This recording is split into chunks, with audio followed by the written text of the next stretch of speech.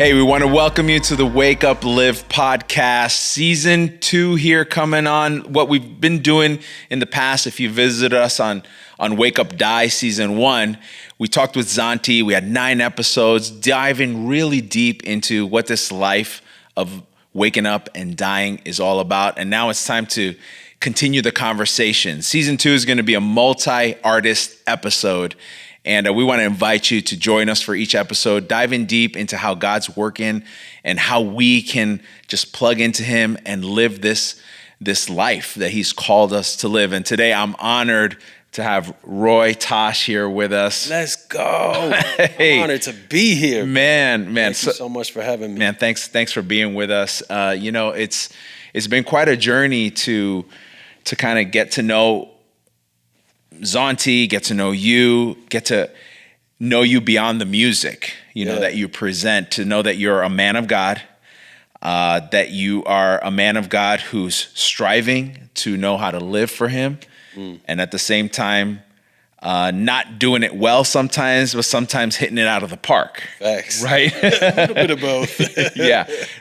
But before we get into like the deep stuff, when we were talking before, you told us that you know Zanti pretty well. Yes. He helped us with the first season. What's your history with Zanti? Yeah, so first of all, I'll share recent history. Oh, recent, I okay. recently did an event with Zanti, Uh-huh. and he came through Orlando, I think it was, and big outreach. Yeah. And he's like blown up now. So I love seeing people that get a taste of the fame, but who behind scenes are the same people. Mm-hmm. Same young Zanti I met, same passion for Jesus. I can tell he genuinely is seeking the Lord. Like his heart was gold to me. And so anyways, in conversation, I hadn't seen him in years, you know.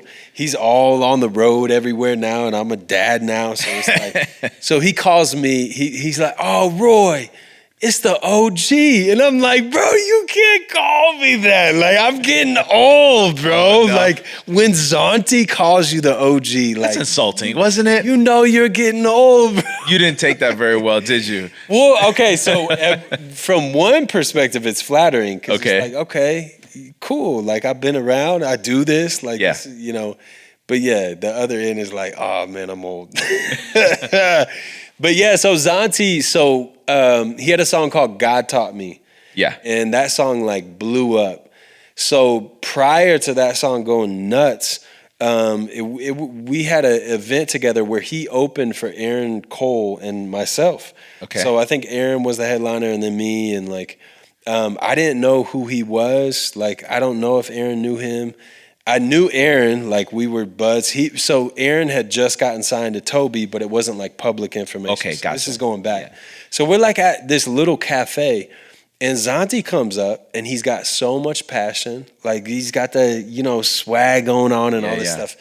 And I'm like, he does this song, "When they ask me how, I say God taught me." And I'm like, oh, okay, this is fire. I'm like, so anyways, I had, had radio success and all this stuff. So like, once you're in the music industry for a while, you just know, if someone has a song. Just hear it. Yeah, you just know. Okay. It's like, dude, this song.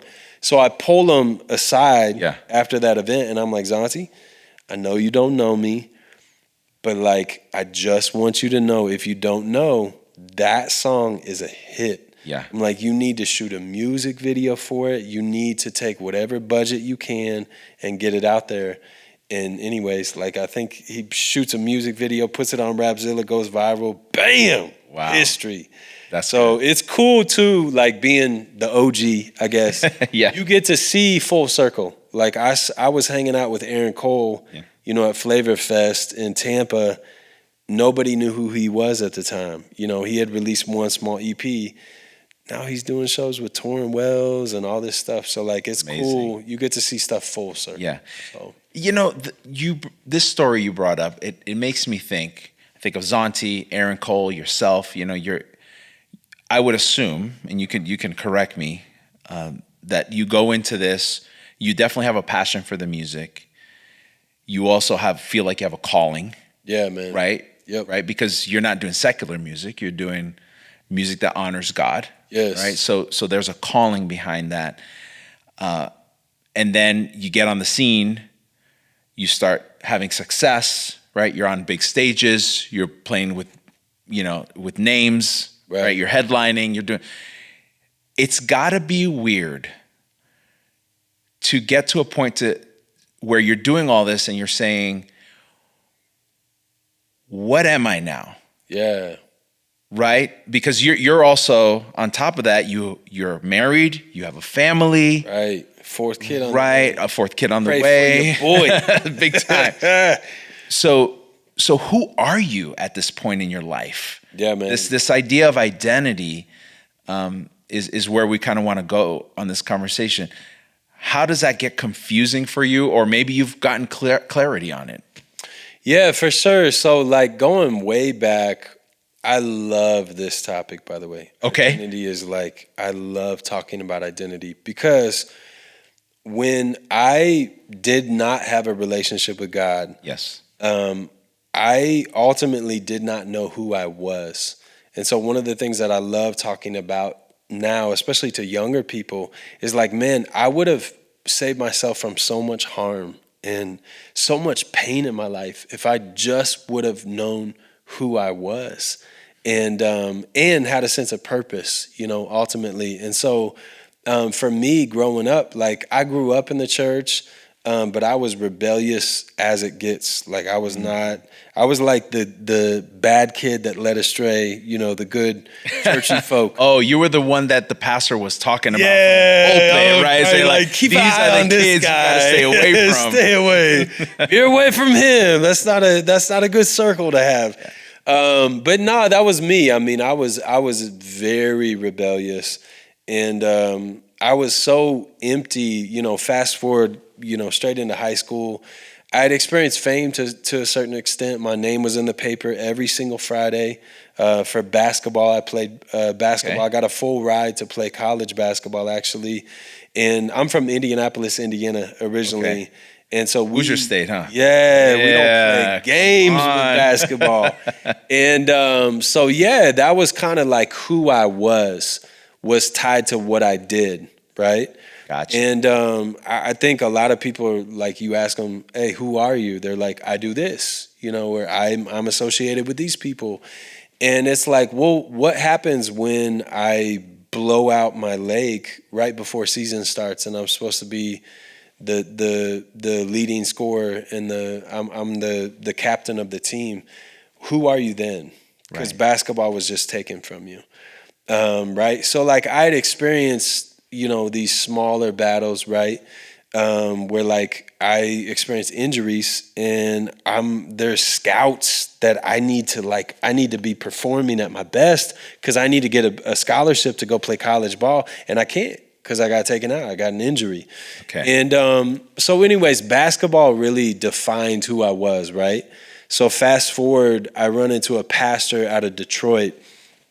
Hopefully I won't cry because I get hit with flashbacks. We love tears on this podcast. So just go for it, bro. All right, as long as I'm safe. It's so good. But no, I ran into this pastor. His name was Kevin, and he was rough around the edges, like a man's man.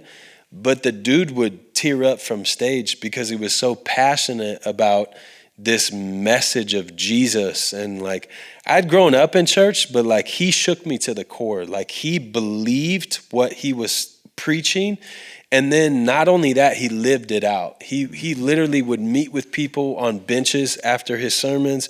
Like I'm like, and to me that shook me to the core because I'm like, why does this guy care so much? Like I hadn't experienced a love like that in the world. Like at that point, if I did well, my friends were there. If not, like it's like you kind of get thrown to the wayside, chasing popularity and all this stuff. And so I went through a lot of rejection, all that stuff. And then a lot of acceptance as well, because I was a really good basketball player. And so Kevin led me to Jesus through an email after this camp. An email? Yes. Okay. That must have been a powerfully written email. Yeah. So like, it's funny because like God had been pursuing me, at that time of my life. At that point, I was doing drugs just to go to sleep. I had no peace. I was using even sex as a drug, like thinking the more women I slept with, like it was like a game. Maybe if I sleep with this girl, I'll be happy. Maybe, and just chasing the world, right? Mm-hmm. And, at that point in my life, I was a huge fan of hip hop. And everything that the culture said that life was all about at that point, in a small way, I had tasted, success and the girls and the parties. And I was like the life of the party, man. If there was like 3 parties, somehow I was at every single one. Mm-hmm. And so, yeah, I was really empty.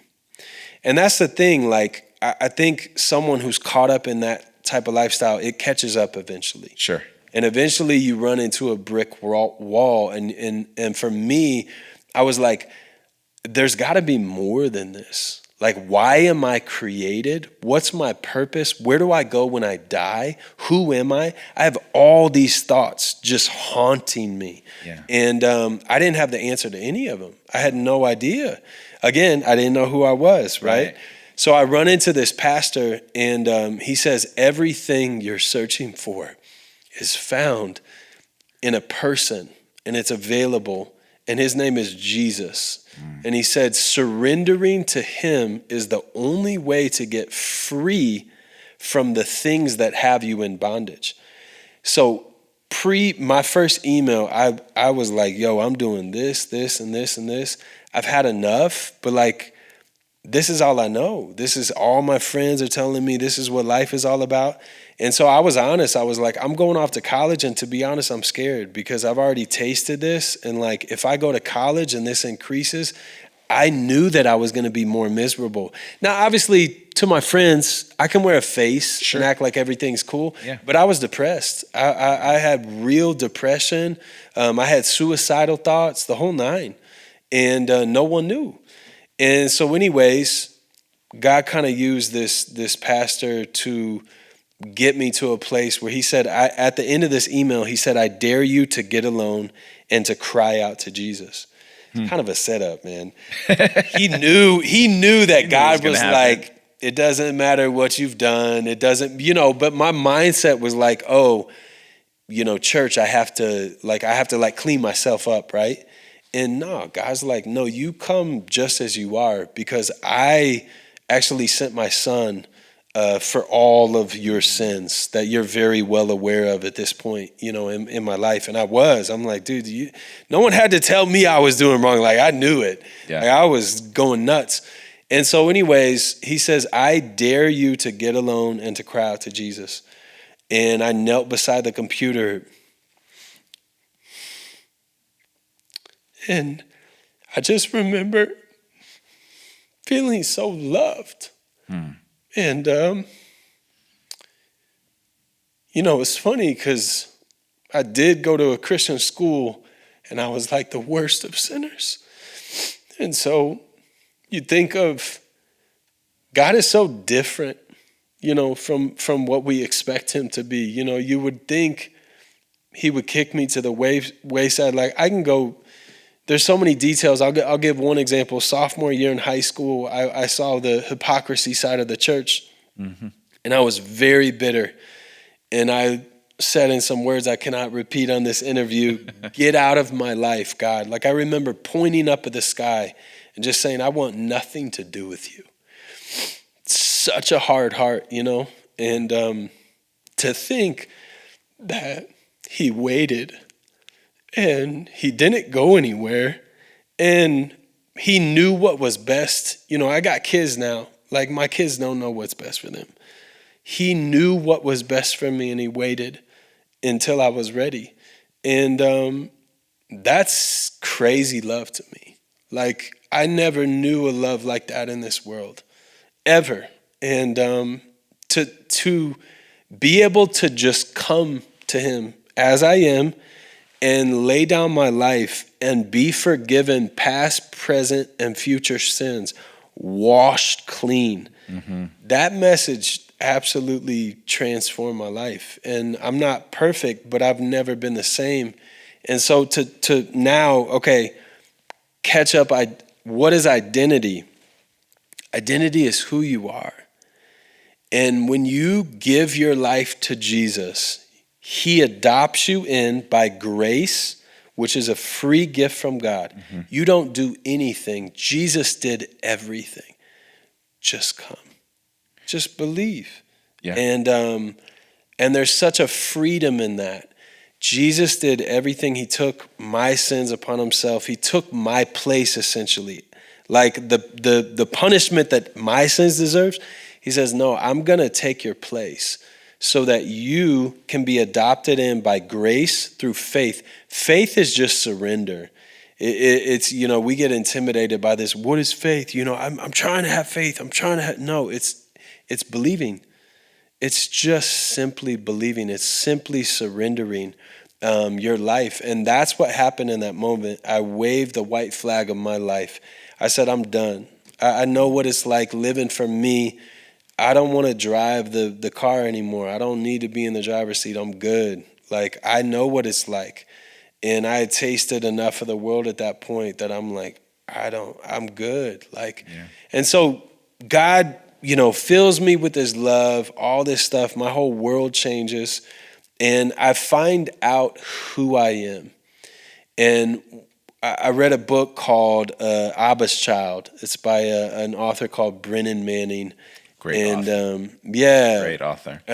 Book changed my life. It's top 5 for me on especially on the topic of identity. But there's a sentence in there where he says to define yourself radically as one beloved by God.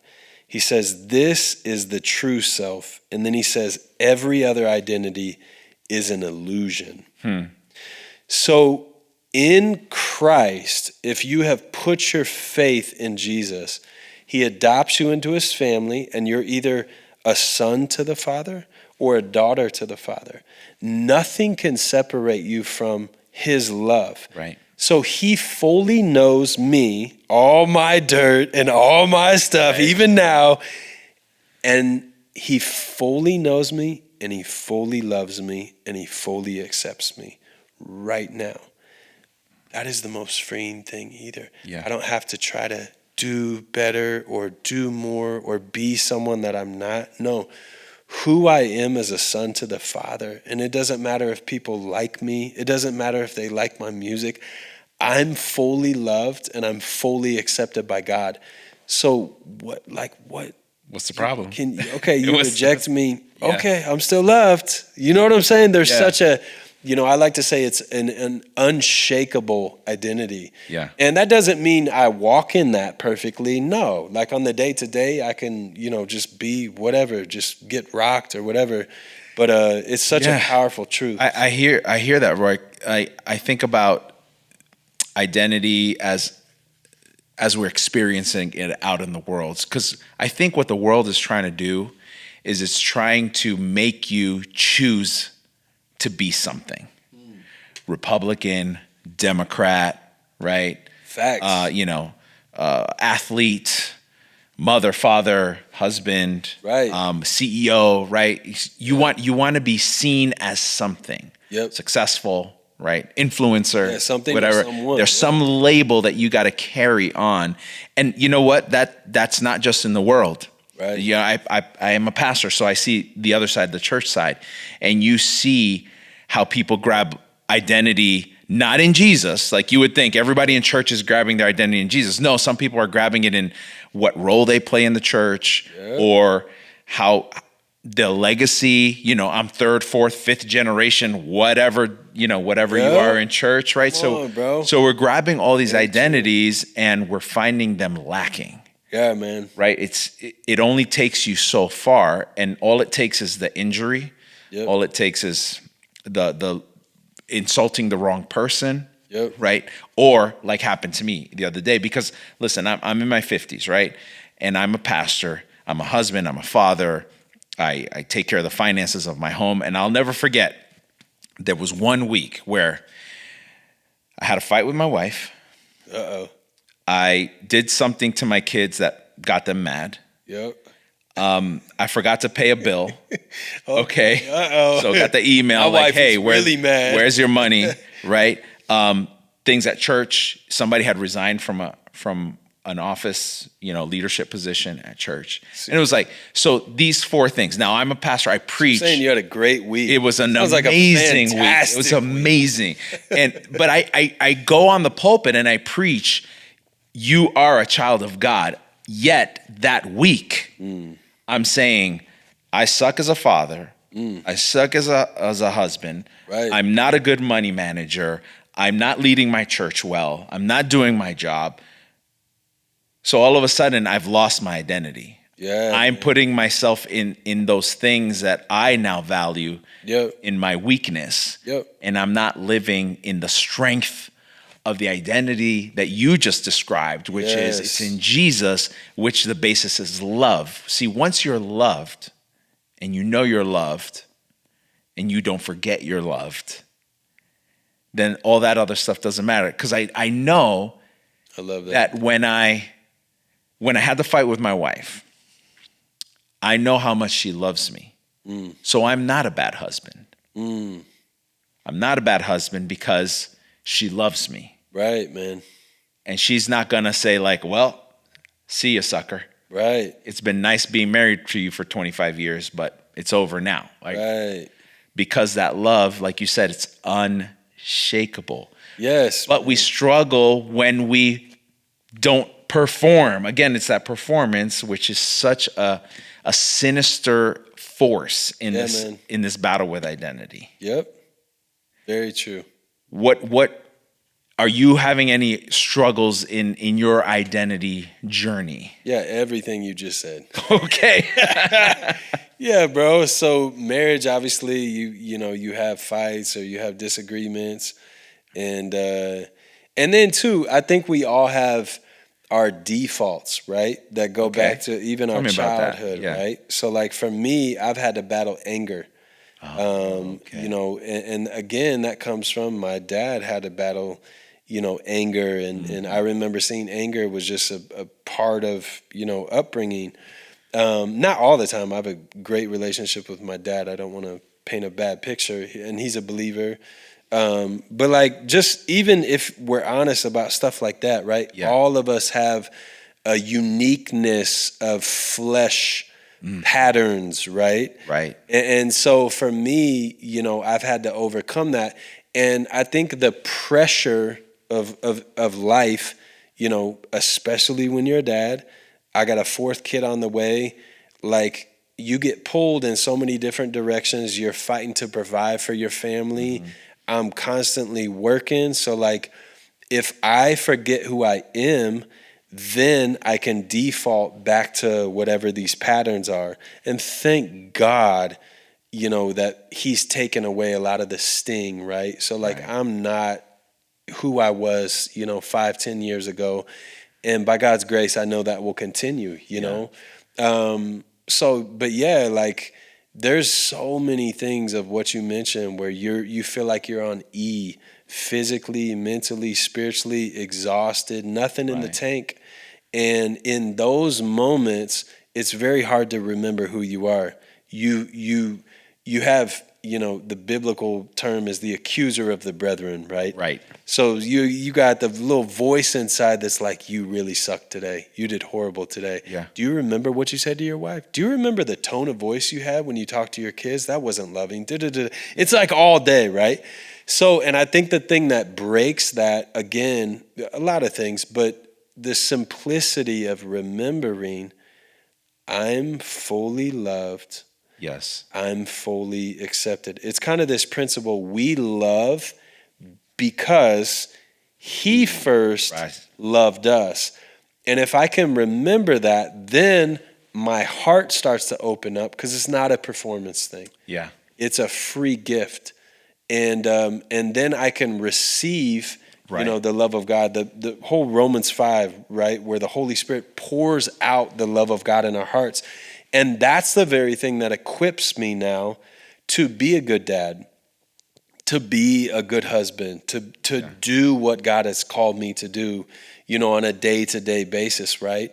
Is if I'm filled with God's love, I'm equipped now, and I do have all the tools. Easier said than done, though. Sure. So that's a daily battle. Right. Every single day I have to remind myself, okay, who am I, right? Because you wake up and it's like, oh, what are we doing? Well, give me my coffee. Let me get some coffee. Oh my goodness. Hold up, chill. Wait, where is our coffee? Y'all, kids, go back to your room. Let me get my coffee first. Yeah. It's interesting what you just said. It makes me think of the reality that if you can come to the place where you understand your identity, you say, I'm a beloved child of God. I love the way you put that. So know that no matter what, okay, nice job. Shout out to oh, that's right, Brenner Manning. Yeah. If you can recognize that, it's great. It brings confidence. It brings peace. It brings an understanding of where you stand with God. And at the same time, I think what we need to be careful, because I found myself falling into this, I don't want that to be the excuse for me not to do what I'm supposed to do as a child of God, as a beloved child of God. I can't say like, well, I'm going to be a jerk, but I'm a child of God. Like, so it's okay. Like, well, it's not okay. Like, there's the fruit of the Spirit. We should be growing and becoming better. So what I'm finding for me is a couple of things that's helping me, because there are those times where I just don't deliver. Yeah, man. But I want to deliver because I want to be the best version of the person God made me to be. So the one thing is I'm realizing that there are situations where I know if I'm not careful, I will not deliver what my identity says I am. Yeah, man. So like one example, I know that if I feel like I'm disrespected by my wife, I will not respond well to her. Yeah, man. Okay. Yeah. So I have to Put be some very respect careful. on my name. Yeah, please, but and that's not saying anything about her. It's my reaction to a perception that I have of a conversation or a situation. And I've got to get to the point where I'm starting to realize this, where like, I cannot allow myself to speak or to act when I feel this way, because I will not honor God with my actions. Yeah, man. Yep. Right? And then the other thing is, how do I remember? Because a lot of that is remembering. So I can fall, and I used to just wallow in the dirt that I fell into, right? Absolutely. Right. Which is just a trap. That's exactly. That just keeps you there. So how do I dust myself off? How do I get up from that position, dust myself off, and keep walking? Yeah, man. Knowing who I am. So I constantly saying, okay, God, my bad. That's not me. I'm your beloved child. Let's go. Forgive me, and let's move in the power of the Spirit. Yep. Kind of thing. Yeah. Yeah. I love that, man. So there's so many different directions we could go. But one of the things I love is, we touched on like, childhood trauma, right? Mm-hmm. I've got trauma for days. I've dealt with so many different things. And one of the things that helped me was identity, all this stuff biblically, but also Christian counseling in regards to trauma. Okay. So learning how to properly deal with whatever you have, right? Whatever your junk is, and not just like wash it under the rug, but associate the damage. And if you had things done to you, associate the damage of what that one act, like for me, I was sexually abused. Okay. So don't just swipe that under the rug. Right. We need to deal with, like, this is a very serious thing. But then also dealing with looking at the damage that one event caused now for the trajectory of my life, right? And so, I think one of the things that's been beautiful is in this relationship with God, He empowers you and gives you the courage to face those dark moments or whatever it may be, right? And not just face them, but come out of them and we can always relearn something we've learned, right? So for me, I had to do a lot of unlearning, and I had to relearn what was actually a good way of handling things. So everything you just said, right? By the grace of God, as I get older, even if things are really intense, in the house, it takes me a lot to like lose my tongue now. Okay. Whereas 5-10 years ago, that wasn't the case. I would get in the flesh, So it's Right. it's become so rare now, and that's the goal, right? It's like to where and even if it does happen, like you said, you're able to come out of these moments much faster. Right. Because it's like, I've been down this road. I'm not gonna wallow in self-pity. I'm not gonna ruin a whole day.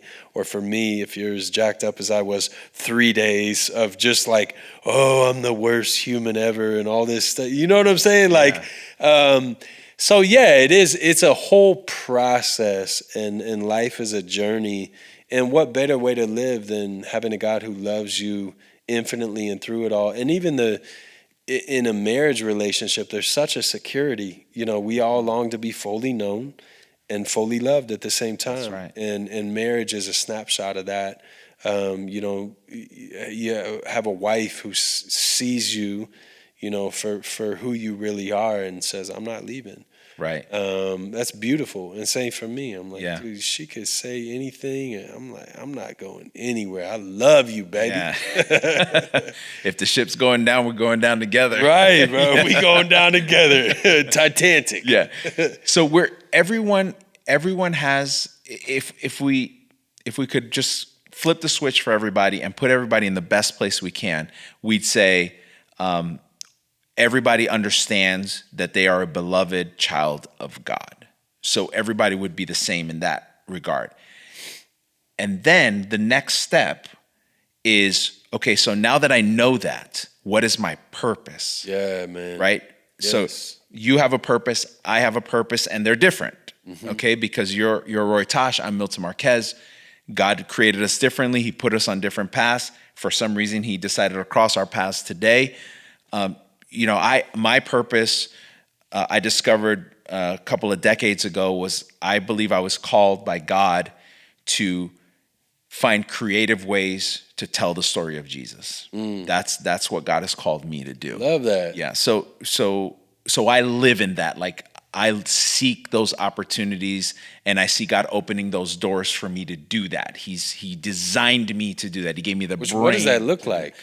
This. Okay. This. So I figured this was preaching, writing, being on the radio, just taking the story of Jesus and finding a new way that's never been thought of before to express the realities of God's love for each human being on this earth. Tell the gospel in a new way.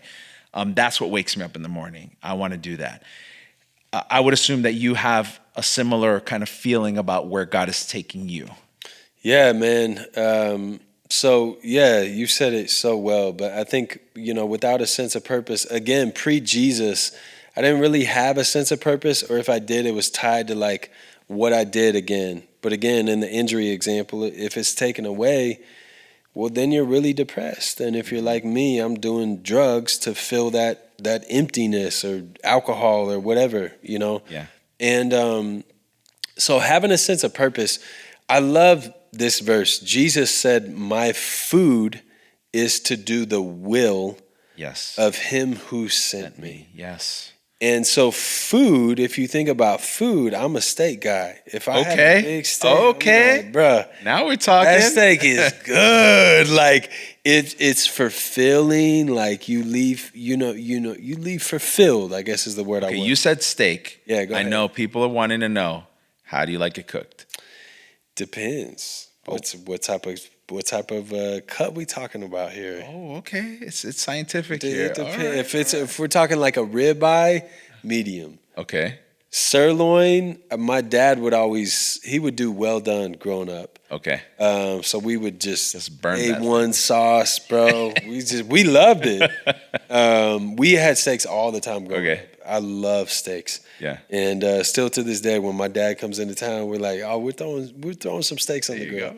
But yeah, sirloin, medium well. I'm Okay. cool with like a little pink in it. Yeah. Some people like rare. I'm like, I don't know, Still man. moving, I man. don't feel safe, bro. Like, do you though? Cool, man. But yeah, what about you? I'm a medium guy.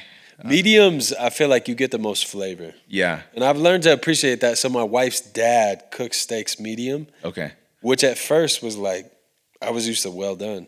Yeah. I was Same, like, same "Bro, here. that thing is bleeding on the plate right now." I'm like, but taste wise, it's way better. Oh yeah, you got that flavor. So, well, we were talking. I took you off a tangent No, here. we're talking about steaks. Sorry, that was a good tangent. I'm hungry now, by the way. Yeah, we'll be eating soon. Steak break. Steak break. There you go. Let's cut this. So yeah, purpose. Okay, so Jesus said, "My food is to do the will of Him who sent me." Mm-hmm.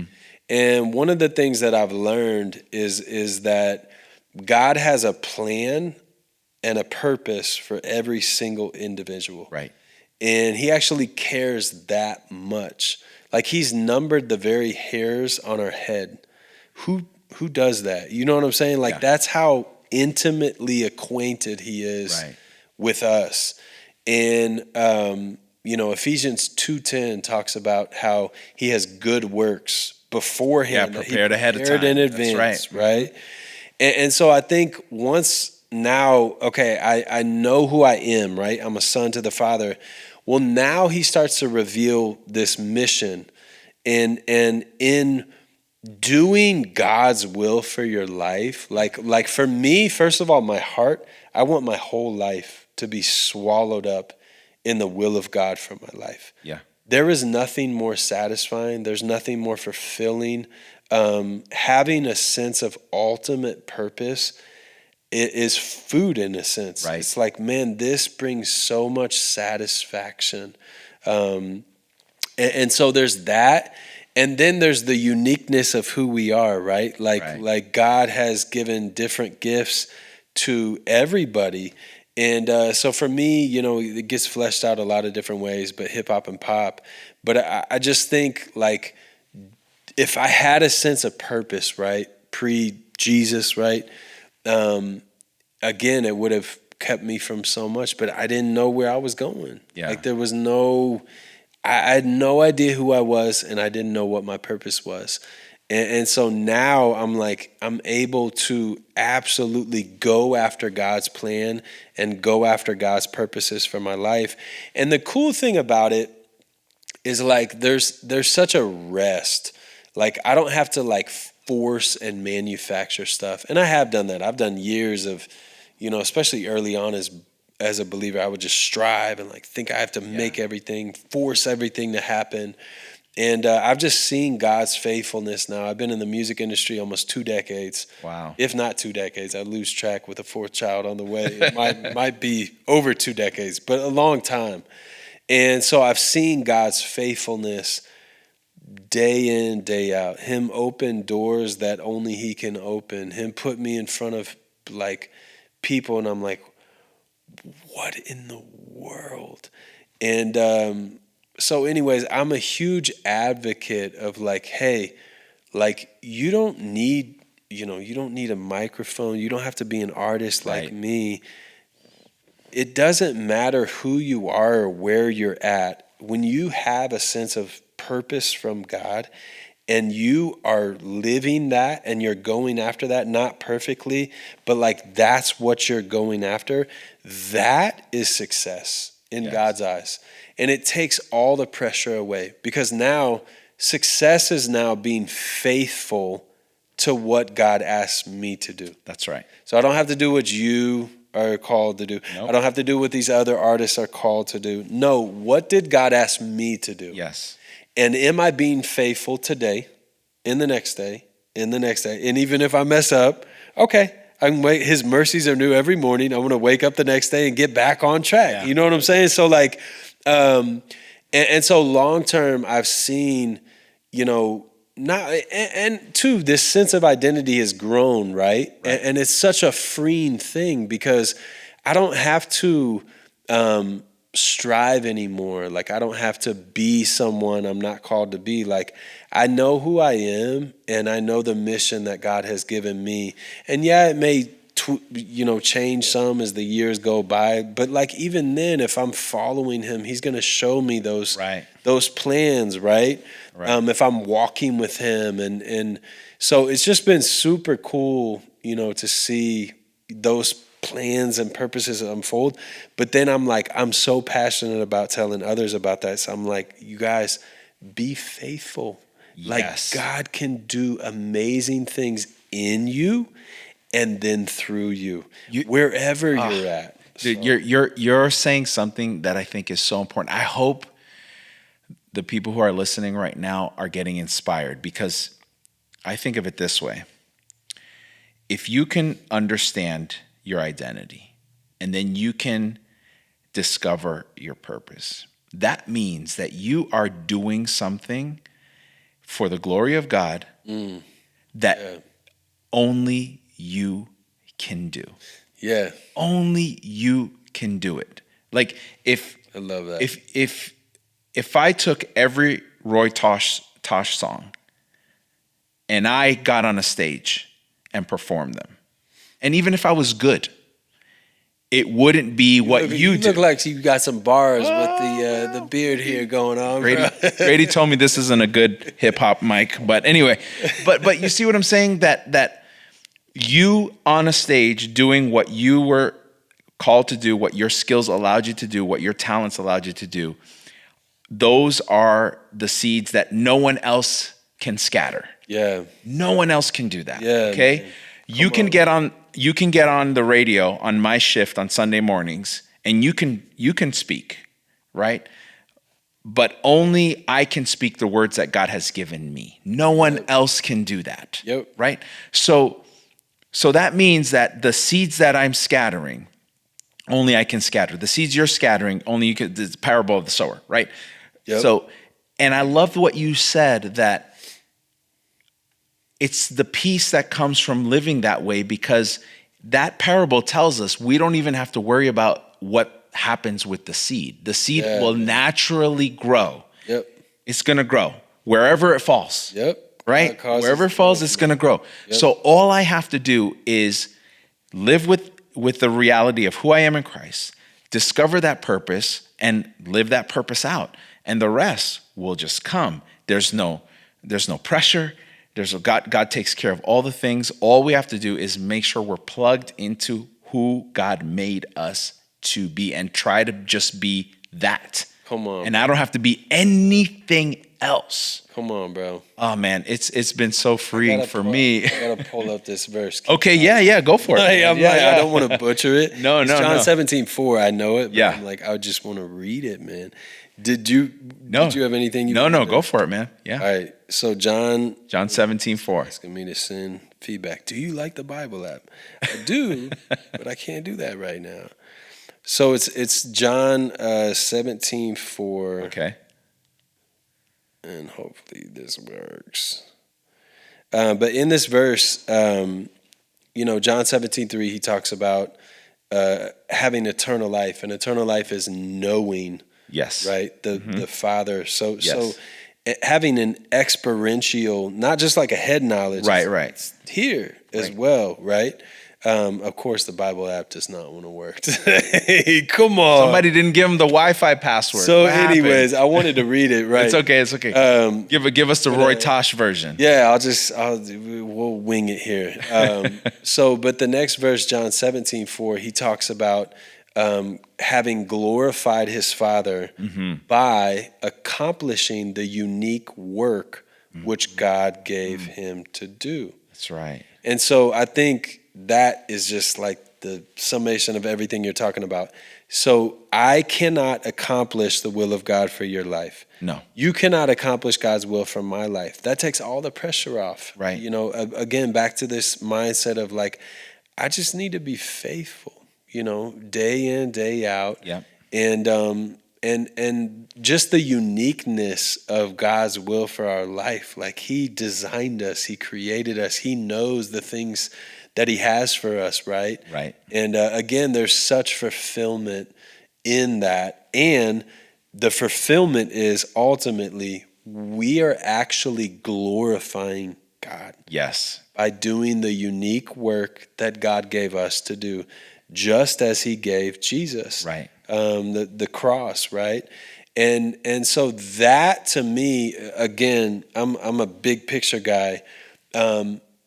Hearing God say, "Well done," good and faithful servant, when we stand before him, that's all I want to hear. That would be my heart, right? Right. I'm like, God, please say that about me. But seriously, there's such a sense of fulfillment in I think, prior to Jesus, the bar was so low.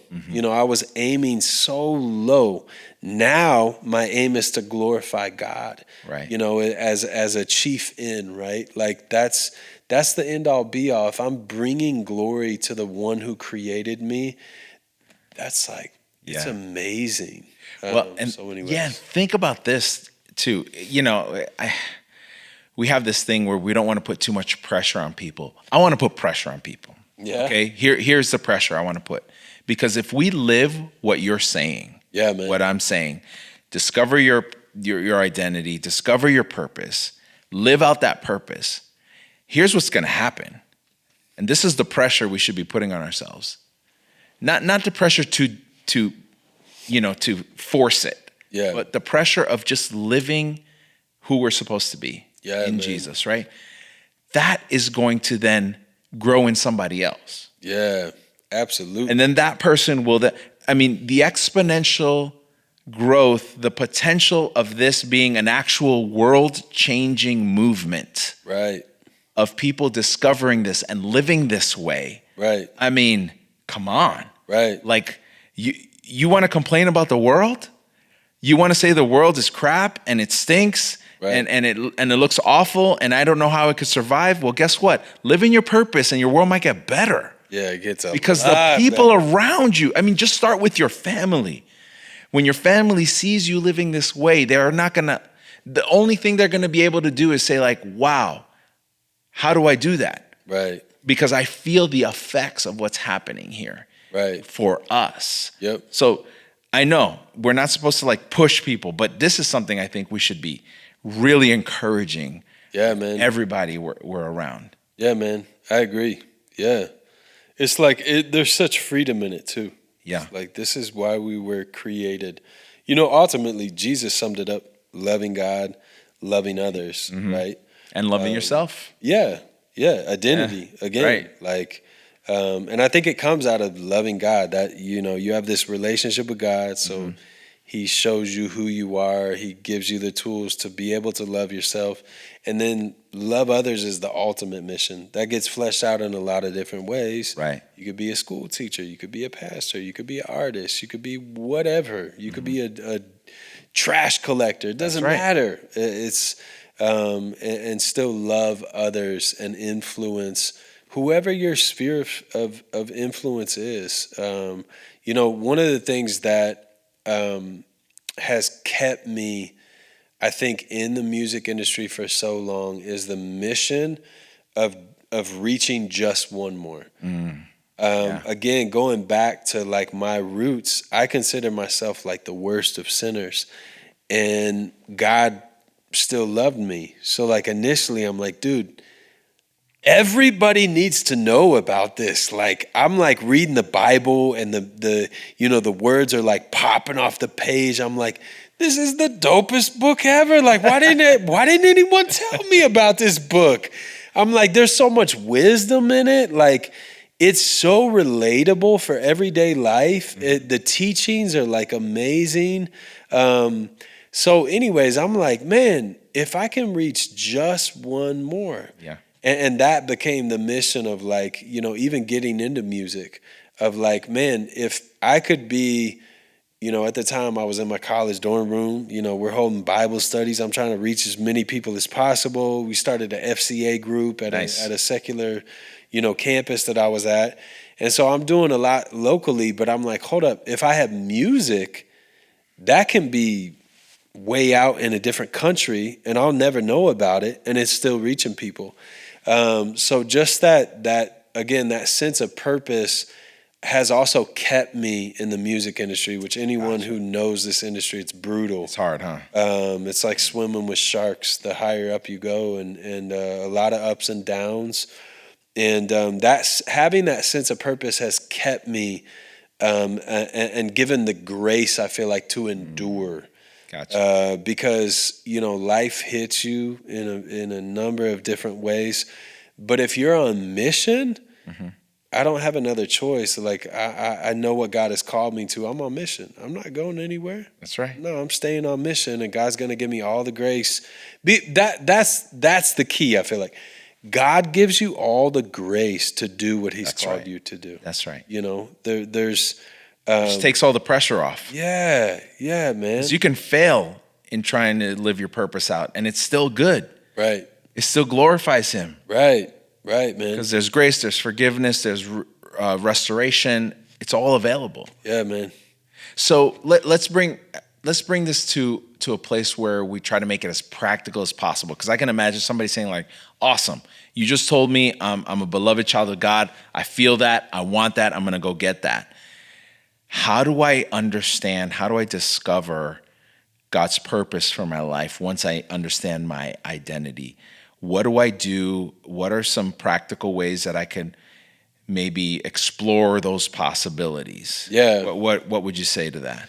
Yeah, so I think something simple that gets overlooked. Well, my brain went two different ways. Okay. But one, living a life of surrender. Okay. There's this whole principle, Psalms, I think it's 37:4. Delight yourself in the Lord, He'll give you the desires of your heart. Right. Right. Delighting, I feel like, is almost our responsibility to some extent. As we spend time with the Lord and delight ourselves in the Lord and love God, again, back to that, the greatest commandment, right? Loving Jesus. It is the Father's delight to show the plans that He has for us, right? So I think a lot of times we can like overcomplicate it. Like, what is God's will for my life? What is like, hey, ultimately it's to love God and love others. So get to loving Jesus, and like I promise you, He'll steer you in the right directions. Okay. You're not gonna. My mentor would always say this, early in the years, like God's not gonna let you miss His will if you're loving Him, and not perfectly. I don't. Sure, of course, love God perfectly, but if your heart is genuinely like laid down and you really want more of Jesus, and you're fellowshipping with Him or spending time with Him, it's a friendship, right? How do I fall in love with my wife? I spend time with her. Yeah. I get to know her. It's no different with God. So in the spending time, God will one, unfold those plans, and then two, give us the grace to do whatever He's called us to. So hopefully that's a little practical. The second word that came to mind was just prayer. Yeah. Ask and you'll receive. It's a very simple principle. If you don't know what God's will is for your life, ask. Because again, He's a good Father. Yes. He wants to reveal His plans. Now, timing is different. He might not reveal the whole shebang at once. Why? Because we're called to live by faith and not by sight. Right. Faith, again, is this trust. It's a relationship. As we walk with God and learn to trust Him, sometimes we can only see, a little bit ahead, and we want the whole picture, and God's like, walk with me. I'll show you. For sure. And too, I think the protective side of Him being a good dad is like, if He showed us, we'd probably just go do it apart from Him completely and maybe destroy it all. Yeah. So it's this dependency. It's this learning to live a surrendered life, a yielded life. Yeah. And out of that, I find it hard to believe we can miss God's will. Like He loves showing His children the things that He has for us, right? I'd add that God made you a certain way. Yes. He lined you up in a certain way.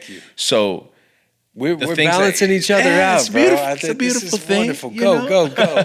But you have passions. You have things that wake you up in the morning, things you're excited about. Yep. And could it be that in those areas, now I don't know you may not know the specifics, but in those areas, God has a plan for you. God has a plan for you to live in those circles and to do those things. Facts.